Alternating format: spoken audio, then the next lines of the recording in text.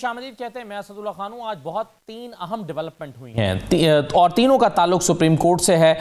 एक तो supreme court ने तफसीली फैसला जारी किया है मखसूस नशस्तों के हवाले से। जो 12 जुलाई का फैसला आया था उसकी डिटेल्ड जजमेंट आज आ गई है, डिटेल्ड रीजनिंग आ गई है और अब इसके बाद इम्कान है कि जो हुकूमत ने रिव्यू फाइल कर रखा है वो रिव्यू भी जो है वो फिक्स हो जाएगा सुप्रीम कोर्ट में। तो अब आज का जो फैसला है या डिटेल्ड जजमेंट है उसमें एक मरतबा फिर जोर दिया गया है इलेक्शन कमीशन पर कि उन्होंने 13 जनवरी के फैसले की गलत इंटरप्रटेशन की थी और तहरीक इंसाफ एक जमात थी और उसको बतौर जमात ही इलेक्शन में लड़ने देना चाहिए था और ये कि मखसूस नशस्तें तहरीक इंसाफ को दी जाएं। इसके कुछ पॉइंट्स मैं आगे जाके प्रोग्राम में आपके सामने रखता हूँ, लेकिन इसका जो हासिल है इस फैसले का वो कम से कम यही बनता है जो मैंने आपके सामने रखा। दूसरी इंपॉर्टेंट चीज़ आज ये हुई है कि आज प्रैक्टिस एंड प्रोसीजर ऑर्डिनेंस आने के बाद कमेटी का इजलास हुआ है, 3 रुकनी जो कमेटी है, और उसमें जस्टिस मंसूर साहब ने शिरकत नहीं की और सुप्रीम कोर्ट ने 63A के हवाले से जो फैसला सुप्रीम जो आया था उसकी का रिव्यू अब उसको समाअत के लिए मुकर्रर कर दिया है और ये जो है वो 30 सितंबर को सुना जाएगा।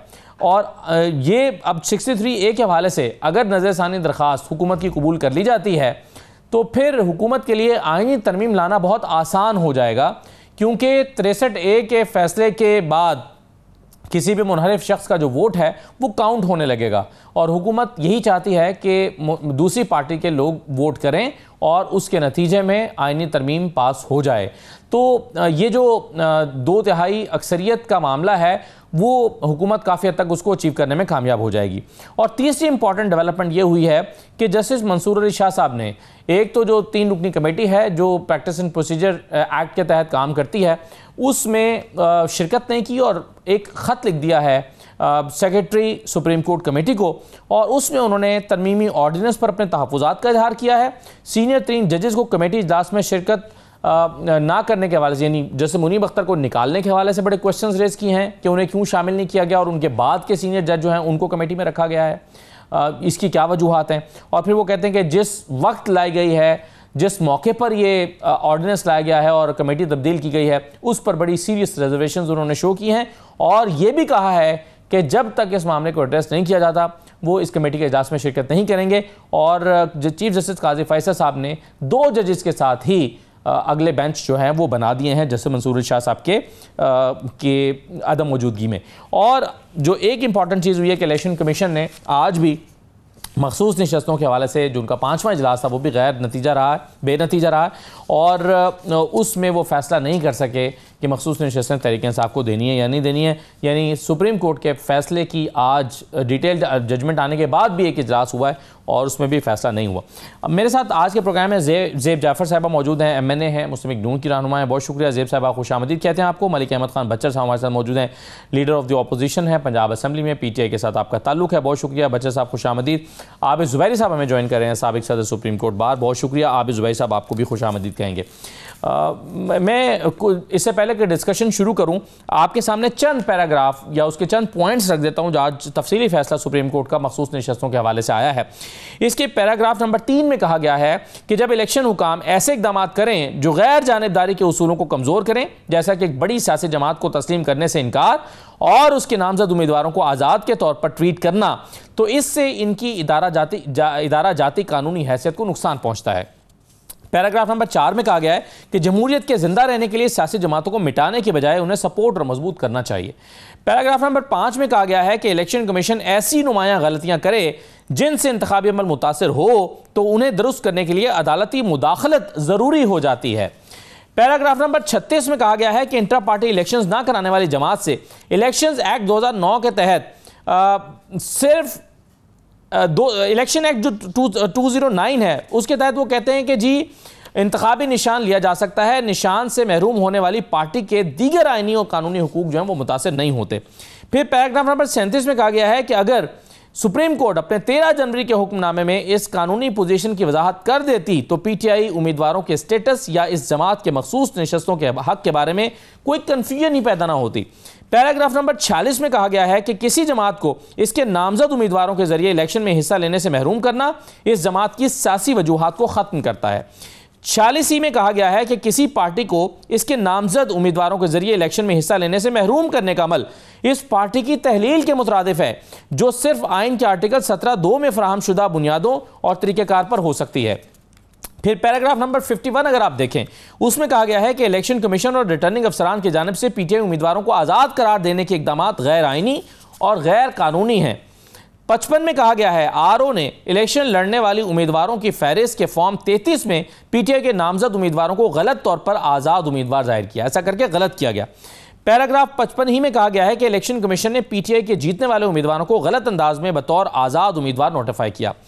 इसी तरह से अगले पैराग्राफ में कहा गया है कि जिस दौरानिये में गौहर अली खान ने टिकट जारी किए उस वक्त Peshawar high court election commission का 22 दिसंबर का फैसला मुअत्तल कर चुकी थी, इसलिए गौहर अली खान की जानिब से बतौर चेयरमैन पार्टी टिकटों का इजरा दुरुस्त था।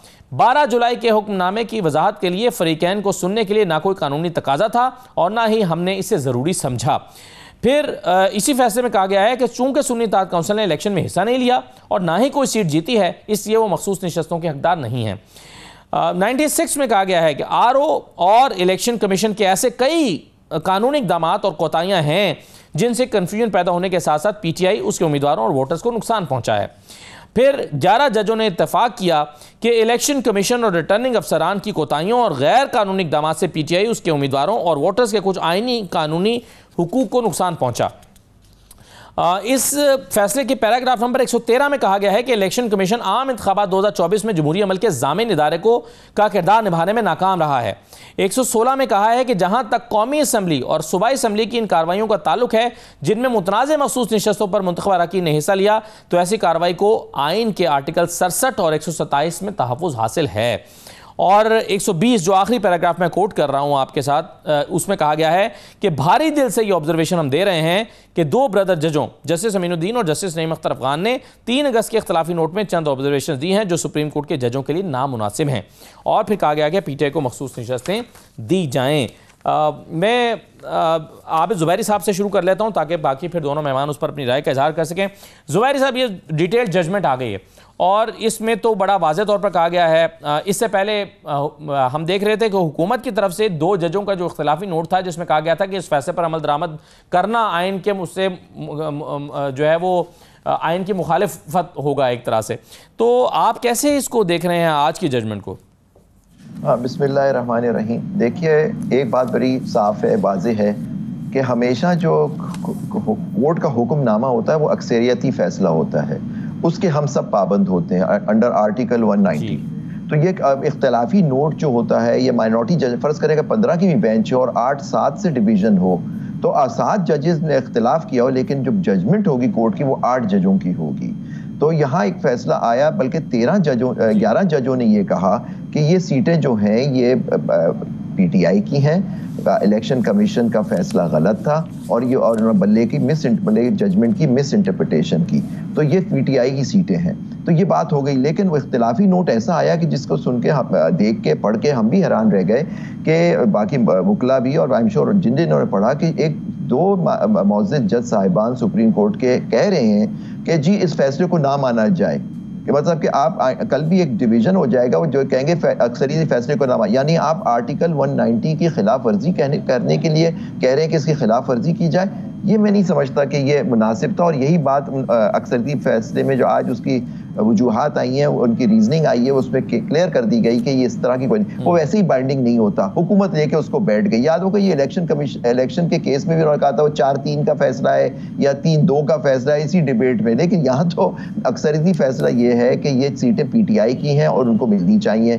SIC ने कोई सीट नहीं जीती, आपने खुद अभी पैरा 80 का जिक्र किया, और उनको मखसूस नशिस्तों के मिलने के भी हकदार भी नहीं है कि ये पीटीआई की सीटें हैं, उन्हीं को मखसूस नशिस्तें मिल जाए, इसमें कोई इबाम नहीं है। वो इलेक्शन कमिश्नर ने डिले करने के लिए वजाहत चाहिए, उसकी वजाहत भी कर दी गई। वो चीफ जस्टिस साहब ने कल आई थिंक एक नोट लिख दिया कि 9 रजिस्ट्रार की तरफ से नोट आया कि 9 सवालात, क्या कोई एडमिनिस्ट्रेटिव ऑर्डर जुडिशियल ऑर्डर के ऊपर लागू हो सकता है? बिल्कुल नहीं।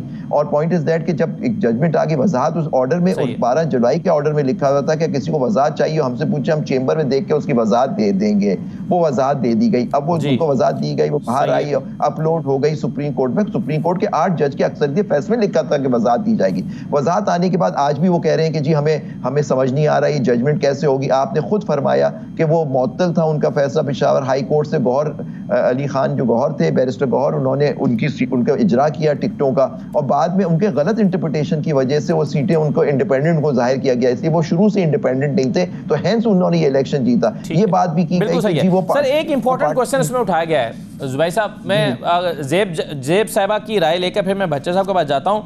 एक चीज़ इसमें उठाई गई है इस एक नुक्ते के तौर पर इस फैसले में, और कहा गया है कि देखिए अगर इलेक्शन कमीशन 11 जजेस इस बात पर मुत्तफिक हैं कि इलेक्शन कमीशन ने 13 जनवरी के फैसले की गलत तशरीह की।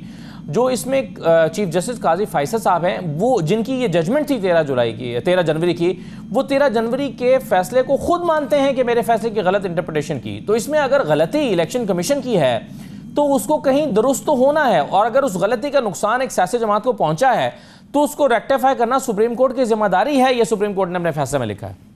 देखिए जी, बिस्मिल्लाहिर्रहमानिर्रहीम, पहले तो इस चीज़ को क्लियर करें कि अगर पीटीआई ने क्या अपनी मखसूस नशिस्तों की लिस्ट दी थी, क्या इनकी मेंबर जो थी कमल शोजत साहिबा, उन्होंने हाई कोर्ट में या सुप्रीम कोर्ट में क्या स्टांस लिया था? उन्होंने तो अपने आप को सुन्नी इत्तेहाद का शो किया था।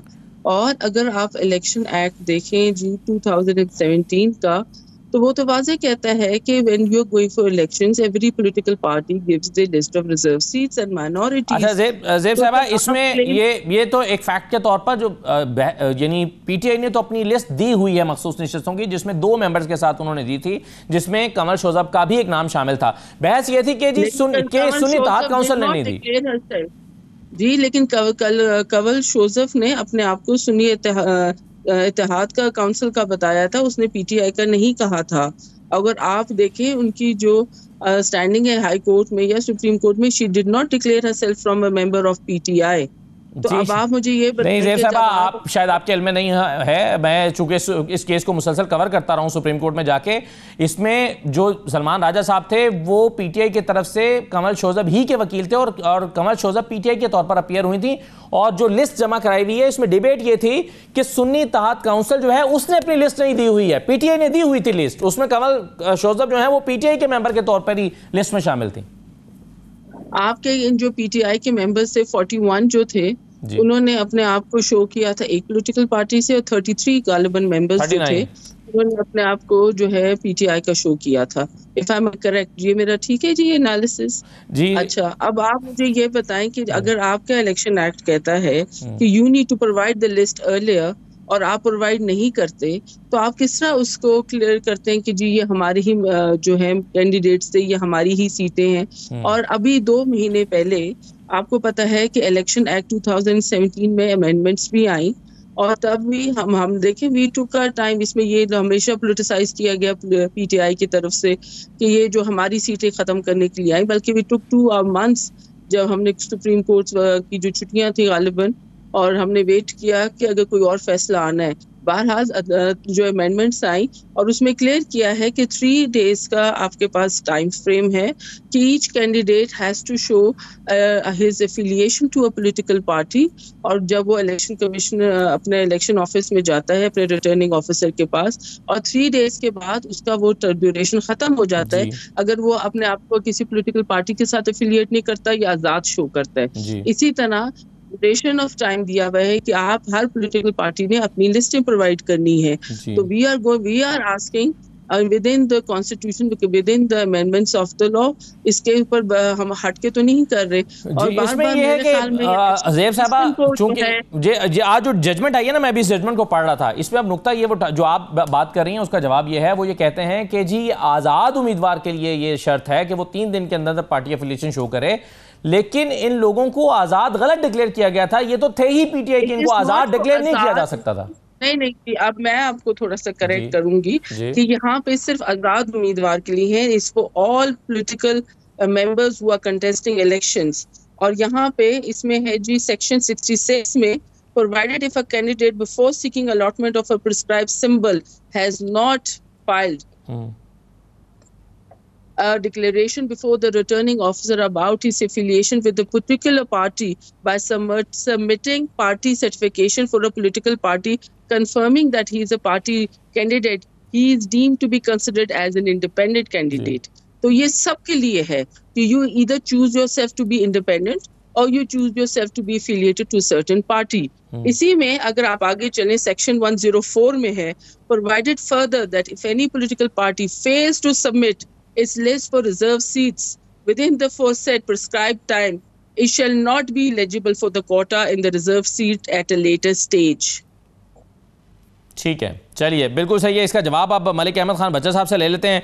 भाई साहब, सवाल ये एतराज़ ये उठ रहा है, ज़ेब साहब अभी ये कह रही हैं कि वो जो 39 की चले ना भी बहस की जाए, तो 41 जो हैं उन्होंने तो अपना पार्टी सिंबल ही नहीं दिया था, सिंबल के लिए पार्टी एफिलिएशन शो नहीं की थी, तो उनको तो आज़ाद डिक्लेयर करना इलेक्शन कमीशन का दुरुस्त फैसला था। देखिए जी, मैं उसमें ये ज़रूर आपको अर्ज़ करूंगा कि जब उस वक्त पोजीशन थी हमारी 13 जनवरी को, आप थोड़ा सा अगर पीछे जाएं तो जो पोजीशन थी उस वक्त जब हमारे से सिंबल ले लिया गया, हमारा पार्टी सिंबल, जो कि वैसे पार्टी सिंबल वो नहीं होता, तो इलेक्शन कमीशन की क्रेडिबिलिटी का आपको पता है, जब सिंबल वापस लिया गया हमारे से तो फिर ये हुआ कि हमने 3-4 नॉमिनेशन पेपर जमा करवाए, जिनमें 2-3 नॉमिनेशन पेपर्स इंडिपेंडेंट थे और एक नॉमिनेशन पेपर को पीटीआई पे हमने उसमें लिखा हुआ था जिसमें एफिलिएशन होती है पार्टी के साथ। तो उसमें आप खुद देखें कि कंटेंट ऑफ वोटर और कैंडिडेट किसका था। और जब सुप्रीम कोर्ट का ये फैसला आया तो मेरे ख्याल में जब सुप्रीम कोर्ट ने नए एफिडेविट हमसे मांगे तो वो पिछला इलेक्शन कमीशन वाला फैसला और नॉमिनेशन डे वाला जो हमारे सारा स्क्रूटनी के बाद जो हमारे नॉमिनेशन पेपर जो मंजूर हुए, तो उसके बाद वो फैसला मेरे ख्याल में कलअदम हो गया। क्योंकि जब सुप्रीम कोर्ट ने ये कहा, क्योंकि लॉ नोइंग बैठे हैं ये बेहतर बताएंगे, लेकिन मेरी अपनी पॉलिटिकली जो एक मैं पॉलिटिकल वर्कर होने के नाते से मैं आपको ये बता रहा हूं कि वो मेलाफाइड ही था वो फैसला इलेक्शन कमीशन का, और वो उस वक्त खत्म हो गया जब सुप्रीम कोर्ट का पहले मुख्तसर फैसला आया, तो आज तो उनका तफसीली फैसला आ चुका है। तो सब मेंबर्स को एज ए पाकिस्तान तहरीक इंसाफ के मेंबर तस्लीम कर लिया गया।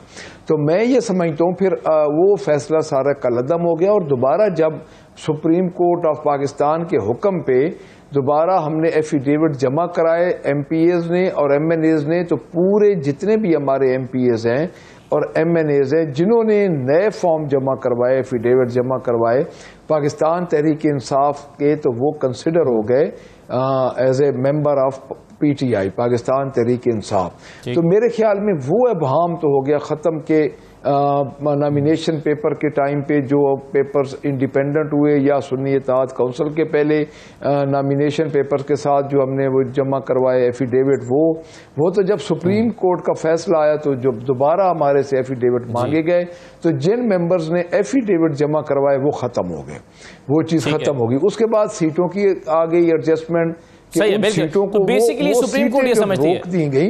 तो जी सुप्रीम कोर्ट की सुप्रीम कोर्ट के मैं ये कह रहा हूं कि बेसिकली सुप्रीम कोर्ट ये समझ रही है ना बच्चा साहब के जिस जी मैं सर उसमें मेरा पॉइंट सिर्फ ये था कि सुप्रीम कोर्ट ये समझती है कि चूंकि उस वक्त इलेक्शन कमीशन का इन तमाम लोगों को आज़ाद डिक्लेयर करने का फैसला गलत था, इसलिए इन लोगों को जिन्होंने आज़ाद हैसियत में पेपर इनके एक्सेप्ट हुए थे इनको एक मौका दोबारा फ्राहम करना चाहिए कि ये अपनी पार्टी एफिलिएशन शो कर सकें, क्योंकि इलेक्शन कमीशन की गलती को रेक्टिफाई करने के लिए। Am I correct? आपकी अंडरस्टैंडिंग यही है?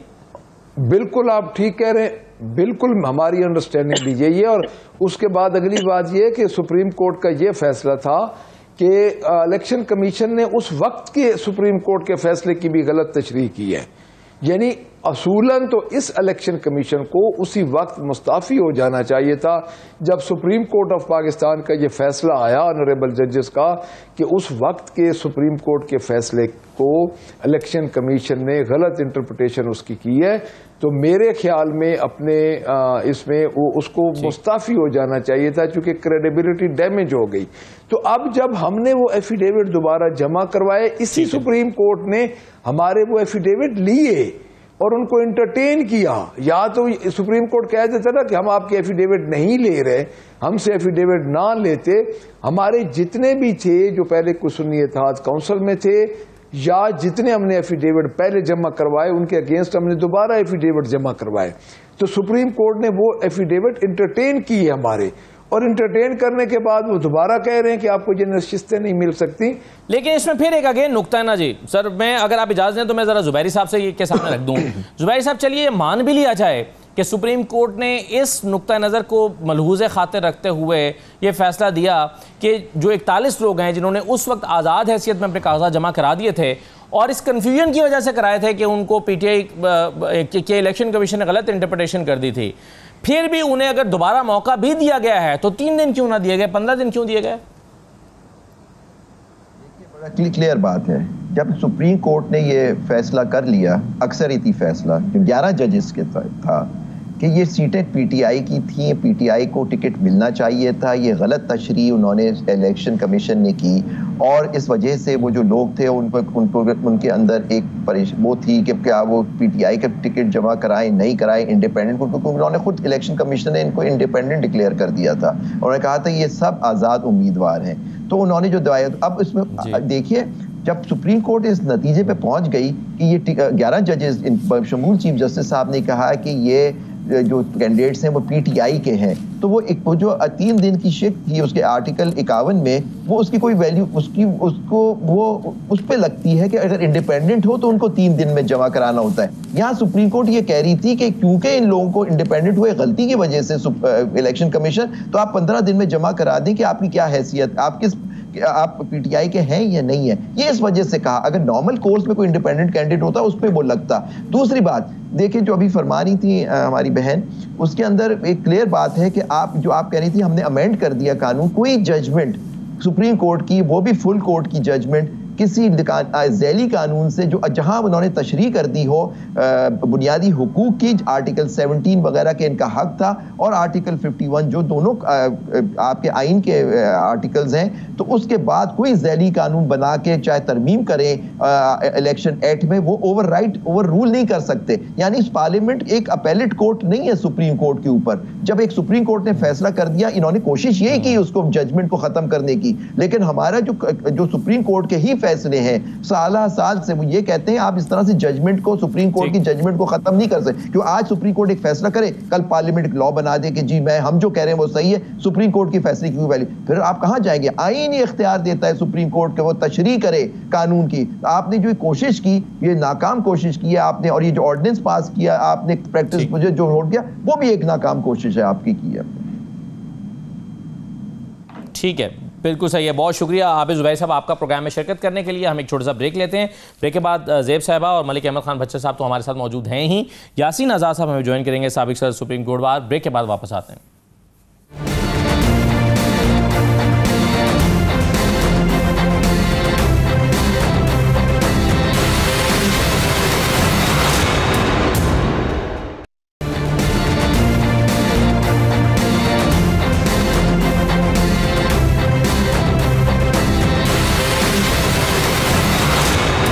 आपको खुशामदीद कहते हैं। यासीन आज़ाद साहब भी हमारे साथ मौजूद हैं, माहिर आईन और कानून और साबिक सदर सुप्रीम कोर्ट बार। यासीन साहब आपको भी खुशामदीद कहते हैं, लेकिन पहला सवाल मैं ज़ेब साहिबा के सामने रखूंगा। ज़ेब साहिबा, आप इस फैसले के इस नुक्ते से इत्तफाक करते हैं जो 12 जुलाई को फैसला आया था जिसमें 11 जजेस ने कहा था कि 13 जनवरी को जो फैसला दिया गया था उसकी गलत इंटरप्रिटेशन की है इलेक्शन कमीशन ने, और जो निशान सिर्फ वापस लिया जाना चाहिए था पीटीआई से, लेकिन उनके उम्मीदवारों को आज़ाद डिक्लेयर नहीं करना चाहिए था, वो थे पीटीआई ही के, और उनको पीटीआई के प्लेटफॉर्म से ही इलेक्शन लड़ने देना चाहिए था। इस हद तक आप इत्तफाक करती हैं फैसले से? उन्होंने कहा कि पीटीआई का नाम रह जाता चाहे सिंबल चेंज हो जाता, तो इस चीज़ की तो समझ मुझे नहीं आती है। I am a worker from a very early age, but मुझे नहीं याद कि कभी भी नाम वो रह गया हो और मतलब उसको हटा दिया गया हो। या तो आपने उनको नाम देना था तो फिर उनको निशान भी दे देते, लेकिन जब आपका ये फैसला था तो फिर देन कंफ्यूजन किस चीज़ की थी? क्यों पीटीआई जो थी आज़ाद उम्मीदवार के साथ लड़ी? क्यों हर हलके में हर कैंडिडेट के पास एक अपना ही निशान था? तो ये बात तो तब बात उठानी चाहिए थी या उससे पहले क्लियर करनी चाहिए थी। और क्लैरिफाई आपको आप कह रही हैं, आप चीफ जस्टिस का कह रही हैं कि चीफ जस्टिस ने ये फैसला जो दिया है उनको फिर क्लैरिफाई भी करना चाहिए था, और यही आज सुप्रीम कोर्ट की जजमेंट में नहीं कहा गया। तो तभी होनी चाहिए थी ना जी। अब हाउस एंड ऑर्डर आ गया, गवर्नमेंट बन गई, अब उसके बाद ये सारा जो चीजें उठाई जा रही हैं I think we can not afford any kind of instability, या आप इलेक्शन कमीशन को जो है कंट्रोवर्शियल बनाए या पार्लियामेंट को कहें कि जी वो अमेंडमेंट्स क्यों लेके आए। That is under the constitution, हमें इजाजत है कि we bring the new laws, we bring amendments, और उसके बाकी जो है इसी को, that's the duty of every politician in the sitting in the as member parliament. तो अगर आप ये कह रहे हैं तो I don't agree with that personally. बाकी ये कि ऑल रिस्पेक्टेड चीफ जस्टिस साहब हों, बाकी जजेस हों, I have a lot of respect for them, but as a member parliament मेरा ओपिनियन है कि अगर कुछ करना था तो उस वक्त होता। ये हाफ चीजें इधर हाफ चीजें उधर, मुझे इस चीज की समझ नहीं है। और दूसरा, I think we do not need to किसी भी अदारे को, I think I have a respect for every अदारा, चाहे सुप्रीम कोर्ट है, इलेक्शन कमीशन है, पार्लियामेंट, कि अब कॉन्ट्रोवर्शियल ना मजीद बनाए मजीद, क्योंकि इसमें आगे आने वाले फिर इनसे जो आप इन अदारों से अगर आप कहते हैं कि ट्रांसपेरेंसी पे काम करें और इनसे आप इनकी अकाउंटेबिलिटी हो, बट इनको अगर आप इनको इतना कंट्रोवर्शियल बना देंगे तो इनकी वो जो है रिस्पेक्ट लूज कर जाएंगे। So I think that's high time. Break के बाद वापस आते हैं।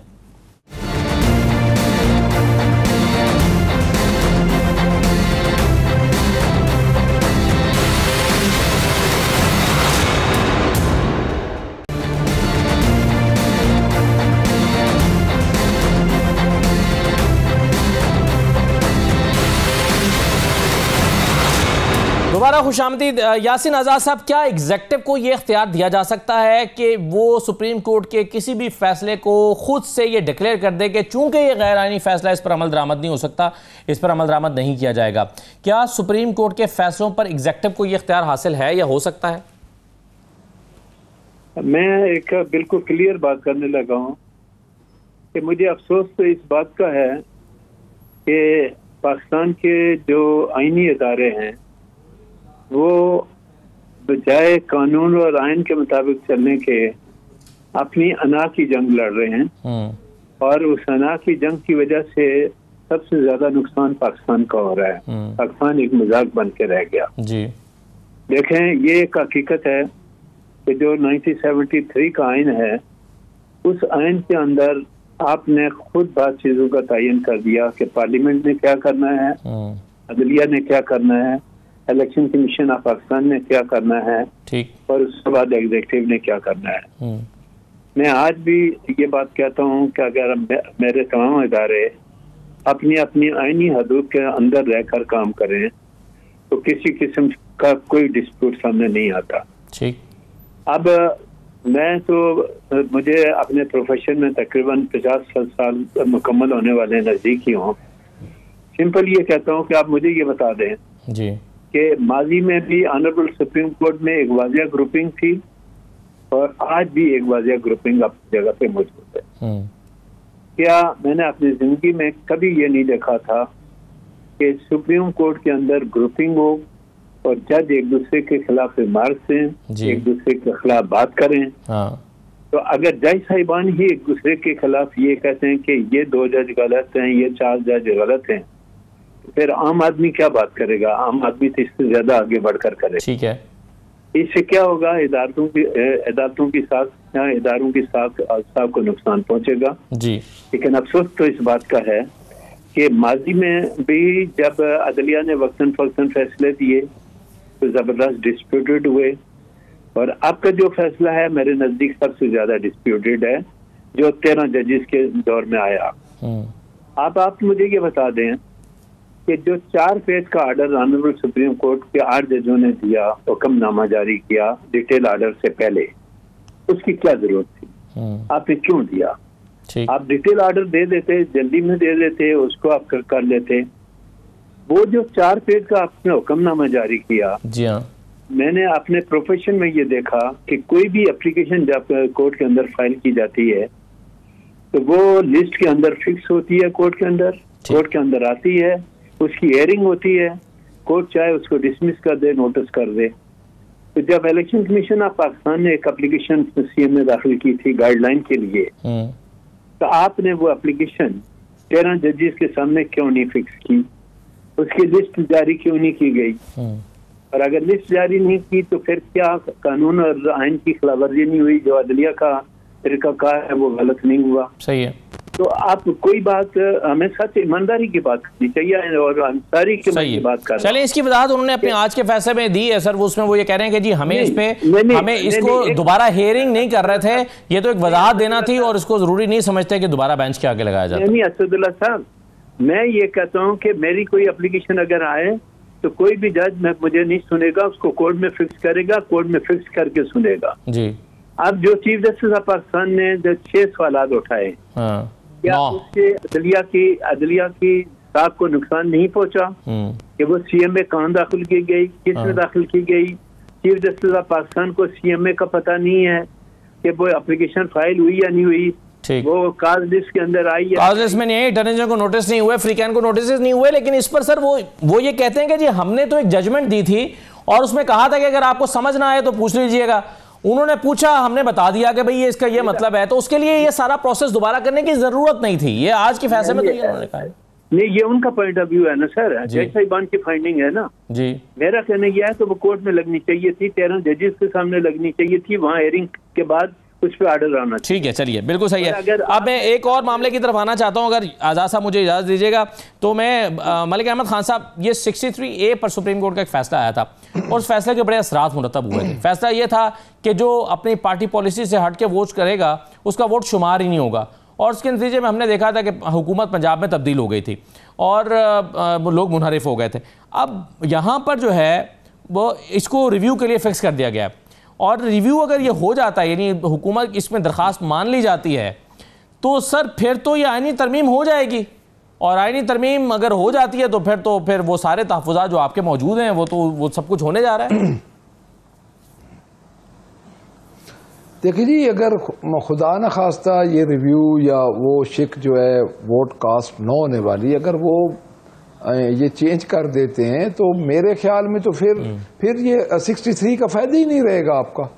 उसकी वजह यह है कि जब एक एमपी का वोट कास्ट हो जाएगा, वो एक पार्टी के संबल पे आता है, उस पार्टी का वोट लेके आता है, उस पार्टी की वजह से वो असेंबली के अंदर आता है, और उसके खिलाफ वो एक दफा वोट दे तो फिर तो अगर उसकी वो डी सीट भी हो जाए तो पार्टी को तो जो नुकसान पहुंचना है वो पहुंच जाएगा। तो मेरा नहीं ख्याल कि ये कोई इस तरह ये कोई वाइज या कोई हमारी, खासकर हमारी जिस तरह ये है जमहूरियत है या डेमोक्रेसी है, ये जो हमारा डेमोक्रेटिक सिस्टम बन चुका है, जिस तरह इंटरफेरेंस हमारे सिस्टम में होता है, जिस तरह अपना इंटरफेरेंस होता है, जिस तरह आप और देख लें कि पैसे का अमल दखल जितना बढ़ जाता है, वजारतों की लालच आ जाते हैं, जिस तरह लोग पार्टियों को छोड़ के जाते हैं, तो ये तो इसी खौफ से मौजूद हैं कि यार अगर मैं इधर से उधर होता हूं तो मेरा वोट भी नहीं कास्ट होगा और मैं डी सीट भी हो जाऊंगा। अगर एक दफा का उनका ये हो गया कि एक दफा उनका वोट नहीं, लेकिन इसमें डी सीट होना भी तो एक मसला है ना बच्चे साहब। आप शायद वो डी सीट होना भी इतना आसान नहीं रहेगा सर उसमें डी सीट होना भी अब आसान नहीं रहेगा। उसकी वजह यह है कि अब जो आईनी तरमीम आ रही है उसमें कहा गया है कि मुनहरिफ शख्स का यानी दूसरे शख्स का वोट काउंट होगा और उसके बाद उसको नई कॉन्स्टिट्यूशनल कोर्ट फैसला करेगी कि इसने डी सीट होना या नहीं होना। तो ये तो नई कॉन्स्टिट्यूशनल कोर्ट के पास चला जाएगा। बिल्कुल आप ठीक कह रहे हैं। वो जो नई आईनी अदालत है वो एक पैरेलल अदालत बन रही है, और सुप्रीम कोर्ट के जो हालात जिस तरह ये फॉर्मर प्रेसिडेंट बार अभी फरमा रहे थे, या पहले जुबैरी साहब बात कर रहे, या हमारी बहन ने जिस तरह बात की जो लॉ नोइंग है, तो मेरा तो ख्याल है जो हमारी जमहूरियत जिस तरह ये चल रही है तो ये तो बहुत बड़ा एलिमेंट है। ये तो हम 60s में चले जाएंगे, 70s में चले जाएंगे। देखें, जो पॉपुलर पार्टीज होती हैं उनके बंदों को अगर थोड़ा सा भी लीवरेज मिल जाए तो सब बंदे तो लॉयल नहीं होते। कई दफा आपने देखा है पिछले जमाने में पाकिस्तान पीपल्स पार्टी के उधर फॉरवर्ड ब्लॉक पहले 80s के दौर में बने और मुस्लिम लीग नून में बने, तो ये इसी वजह से होता था कि एक फॉरवर्ड ब्लॉक बना के दूसरी पार्टी के साथ मिल जाएं। तो मैं नहीं समझता कि इस 63 की इस शिक को छेड़ना चाहिए। उसकी वजह यह है कि ये पॉलिटिकल पार्टीज को मजबूत हॉर्स ट्रेडिंग शुरू हो जाएगी, और जब हमारे ऊपर किसी हॉर्स ट्रेडिंग क्या जी, आप तो बिल्कुल ही हर 2 महीने बाद दंगल लग जाया करेगा। बिल्कुल ठीक है सर। आपका एक तो ज़ेब साहब इसको रिस्पॉन्ड कर दीजिएगा। दूसरा ये है कि जो आप तरमीमी ऑर्डिनेंस लेकर आए हैं प्रैक्टिस एंड प्रोसीजर बिल में के कानून में, इसमें इसकी ज़रूरत क्यों महसूस हुई है? यानी आपका खुद अपना कॉन्सेप्ट ये था जब ये प्रैक्टिस एंड प्रोसीजर कानून लाया जा रहा था, आपका तस्वुर ये था उमर ता बंदयाल साहब के ज़माने में कि एक चीफ जस्टिस को इतना बाख्तियार नहीं होना चाहिए बल्कि 3 जजेस की कमेटी फैसला करे, और उस पर के मुताबिक चल रहा था। आज आपको ये ख्याल आया कि नहीं, आज के चीफ जस्टिस को ज़्यादा बाख्तियार होना चाहिए और आपने उनको ज़्यादा इख्तियार दे दिया है इस तरमीमी ऑर्डिनेंस के जरिए कि आप अपनी मर्जी के जज को कमेटी में बिठा सकते हैं? क्यों ज़रूरत महसूस हुई आज इसकी? मैं कह रही हूँ जी कि जो हमारे रिस्पेक्टेड मेंबर हैं पीटीआई से, इन्होंने जो बात जो है निशानदेही की, तो इलेक्शन एक्ट में जो 2017 का हमने अमेंडमेंट्स लेके आए, तो उसमें तो ये हमने क्लियर किया है जी कि 104 के ए के तहत कि जो once if a person has joined a political party, he cannot अपनी वो दोबारा फ्लो क्रॉसिंग नहीं कर सकता, वरना और क्योंकि उसके ऊपर ये आर्टिकल है क्लॉज 6 और आर्टिकल 51 तो इसमें तो आई थिंक ये तो हमने हॉर्स ट्रेडिंग को खत्म किया गया है, फ्लो क्रॉसिंग को खत्म किया है कि once a candidate decides कि he belongs to that political party या वो आज़ाद है, तो वो उसी चीज़ को स्टैंड करेगा, it will be revocable। तो आई थिंक इस चीज को तो अप्रिशिएट अक्रॉस बोर्ड होना चाहिए। ठीक है, चलिए अब मेरा सवाल था जी कि ये तरमीमी ऑर्डिनेंस लाने की जरूरत क्यों महसूस हुई जिसमें आज के चीफ जस्टिस को आप समझते हैं ज्यादा बाख्तियार होना चाहिए और वो कमेटी अपनी मर्जी के बनाए, अपनी मर्जी के जजेस पर मुश्तमिल? ये कोई हम लोग जो लेके आ रहे हैं ये ऐसी चीज नहीं है कि जो पहली दफा पाकिस्तान में लागू हो रही है या किसी और इंटरनेशनल कोर्ट्स में नहीं है, चाहे अमेरिका हो, समझ लो हमारी मुस्लिम कंट्रीज जिस तरह इजिप्ट है, वहाँ पे सब पे ये है जी कि आप अपने जो चीफ जस्टिस उनको इतनी अथॉरिटी देते हैं। एंड तो ये अथॉरिटी फिर उमर ता बंदयाल से क्यों ली गई थी? मतलब उस वक्त आपको सूट कर रहा था कि उनसे ये अथॉरिटी वापस ले लें, अब देखिए आज आपको सूट कर रहा है कि आज चीफ जस्टिस को ज्यादा अथॉरिटी दे दें? नहीं, हम चाह रहे हैं कि जो पोर्टफोलियो है, जो सीट है, उसकी अहमियत होनी चाहिए। People will come and go, और आई थिंक कि अगर ये चीज़ आई है तो इस चीज़ को तो आई थिंक अप्रिशिएट करना चाहिए। और जो हमारे ऑनरेबल गेस्ट जिन्होंने हमें ज्वाइन किया, आई 100% एग्री विद हिम कि देखें उनकी तो लाइफ टाइम गुजरी है और he must be an institution of law in with in himself कि वी आर नॉट हेयर कि हम बीच में मजीद अपने जो अदारे हैं उनको कंट्रोवर्शियल बनाएं। We can not afford it. इस चीज को समझना चाहिए। इट इज नॉट, वो यासीन साहब तो कह रहे हैं कि इदारे खुद कंट्रोवर्शियल खुद को बना रहे हैं ना। ये आइन की जंग उन्होंने कहा ना, ये आइन अपने अपनी अना की जंग है सबकी। तो आई थिंक इसको खत्म होना चाहिए। हर किसी की जो डोमेन है, जो हमारे कॉन्स्टिट्यूशन में हमारे लिए जो बनाई गई, क्लेरिफाई किया हुआ है कि जिसकी जो पोजीशन है उसी में रहने दें और उसी की रिस्पेक्ट करें, तो I think things will start rolling much better. जी यासीन साहब, सर आपके ख्याल में क्यों ज़रूरत महसूस हुई होगी हुकूमत को ये इतनी जल्दबाजी में एक तरमीमी ऑर्डिनेंस लेकर आने की प्रैक्टिस एंड प्रोसीजर में, ताकि जो है वो पहले 3 सीनियर मोस्ट जजेस की कमेटी फैसले कर रही थी, अब चीफ जस्टिस को ही दोबारा इख्तियार दे दिया गया है कि वो अपनी मर्जी की कमेटी बना के और जो है वो रोस्टर बनाएं। आपके ख्याल में क्या ज़रूरत थी इसकी?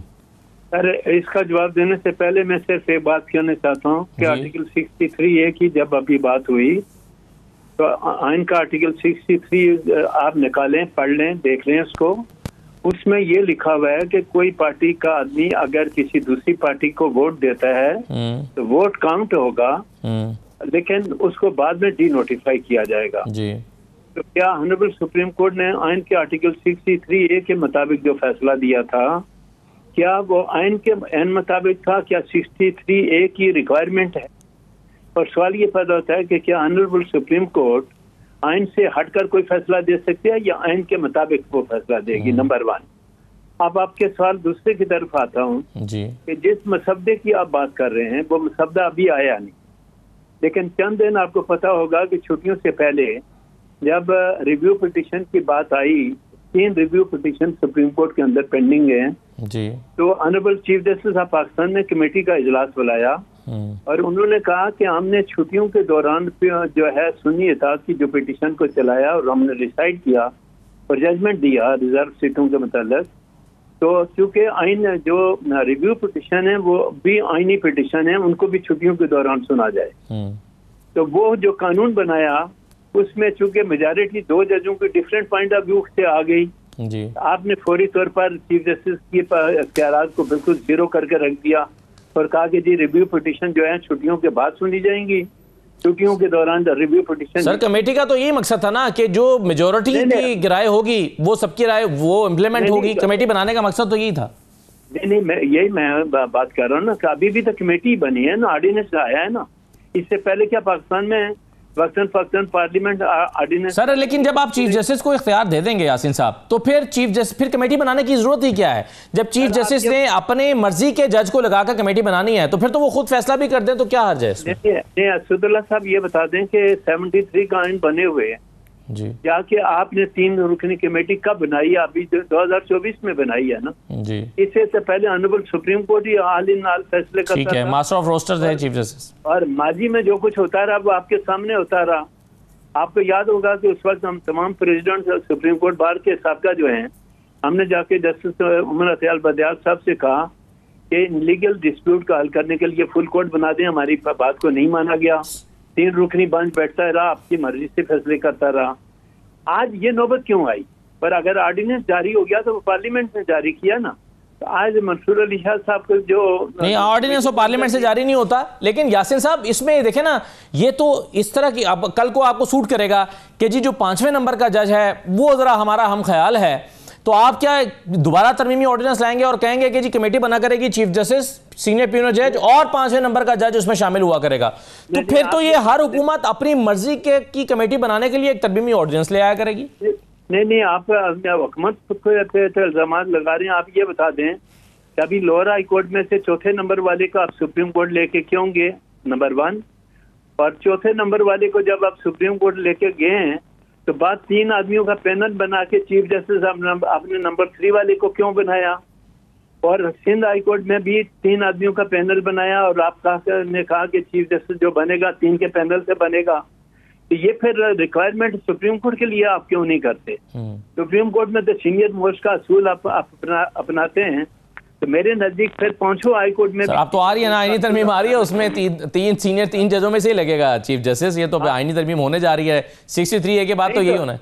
अभी हुई नहीं है ना, लेकिन आपने तो पहले ही इस चीज को अडॉप्ट कर दिया ना। हाँ, तो उस कमेटी के अंदर मौजूद थे, तो आपने ये 3 जो आदमी के नाम रिकमेंड किए हैं हाई कोर्ट के हवाले से, वो क्यों किया? सीनियर मोस्ट का सर, लेकिन वो सीनियर मोस्ट का जो कानून है वो तो आप जानते हैं कि आइन में वो तो सिर्फ सुप्रीम कोर्ट के लिए है ना, वो हाई कोर्ट के लिए। सुप्रीम कोर्ट के लिए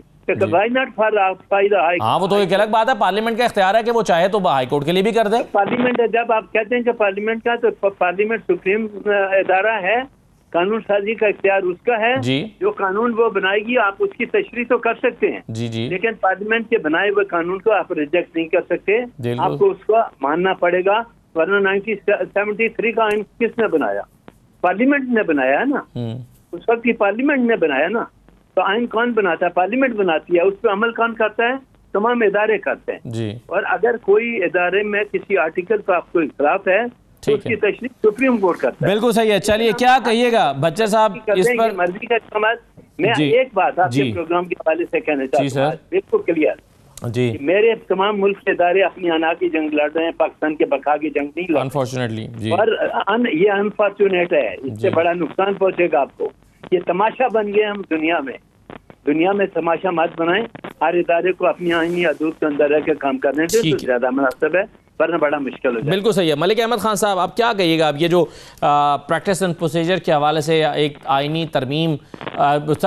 तरमीमी ऑर्डिनेंस आया है, उस पर जो है वो आज मंसूर अली शाह साहब ने बड़ा अपना तफसीली ख़त भी लिखा है कमेटी को, सेक्रेटरी सुप्रीम कोर्ट कमेटी को, और उन्होंने अपने बड़े तहफ़्फ़ुज़ात का इजहार किया। उन्होंने कहा कि जी क्यों किया गया, क्यों लाया गया, जल्दबाजी में क्यों लाया गया, और फिर क्यों मुनीब अख्तर को निकाला गया। चीफ जस्टिस का अगर ये इख्तियार भी ऑर्डिनेंस के ज़रिए उनको दे दिया गया था कि आप तीसरा जज अपनी मर्जी का रख सकते हैं, तो वो वाई नॉट मुनीब अख्तर जो कि सीनियर मोस्ट हैं, इन तीनों में से तीसरे नंबर पर हैं, इनको क्यों निकाला गया और चौथे नंबर के जज को क्यों रखा गया? ये सवाल उन्होंने उठाया और उन्होंने कह दिया, बायकॉट कर दिया कमेटी का। अब कैसे देख रहे हैं आप मामला, कहाँ जाएंगे फिर? आप खुद देखें, पार्लियामेंट का बुनियादी हक है कि वो आइन में तरमीम करे, 2/3 अक्सरियत हो, सारा कुछ हो, लेकिन जिस तरह रातों रात ये आइनी तरमीम के लिए इजलास बुलाया गया, 5 बजे, फिर 6 बजे, फिर 7 बजे, फिर 8 बजे, यानी ये शब खून मारने के लिए ये इतनी जल्दी है क्या? यानी इतनी जल्दबाजी क्यों हो गई है पाकिस्तान में? कोई खुदा न खास्ता क़यामत तो नहीं आ रही? आप चीज़ों को मुतलका जो भी फोरम है उनके साथ कम अज़ कम उनके साथ बैठ के, उनके साथ कंसर्न करके, उनके साथ कंसल्टेशन करके तो इन चीज़ों को आगे बढ़ाएं, कंसल्ट करें जी। कंसल्टेशन तो होनी चाहिए।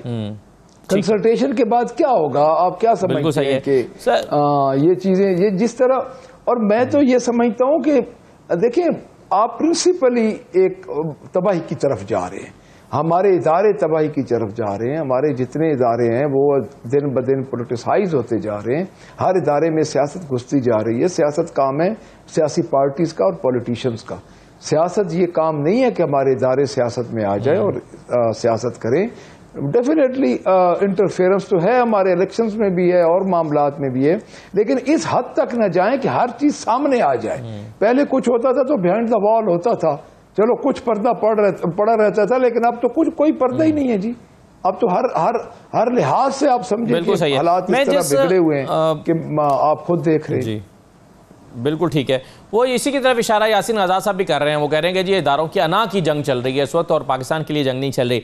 लेकिन ये जो जस्टिस मंसूर शाह साहब ने ख़त लिखा है, इसमें ज़ेब साहिबा वो अपने पैराग्राफ नंबर 6 में लिख रहे हैं और चीफ जस्टिस साहब पर सवाल उठा रहे हैं। वो कहते हैं कि मुअज़्ज़िज़ चीफ जस्टिस को इस कानून की शफाफियत और इज्तमाइयत पर इतना यकीन था, यानी जब ये उस वक्त प्रैक्टिस प्रोसीजर लाया गया था उमर बंदयाल साहब के ज़माने में, कि बतौर सीनियर प्यून जज जब तक ये कानून अदालत में ज़ेर इल्तवा रहा तो इस दौरान उन्होंने कई माह सिर्फ चैम्बर वर्क किया और बेंचों से खुद को अलहदा किया रखा और कहा कि जब तक ये प्रैक्टिस प्रोसीजर इंप्लीमेंट नहीं होगा तब तक जो है वो मैं बेंचों में नहीं बैठूंगा।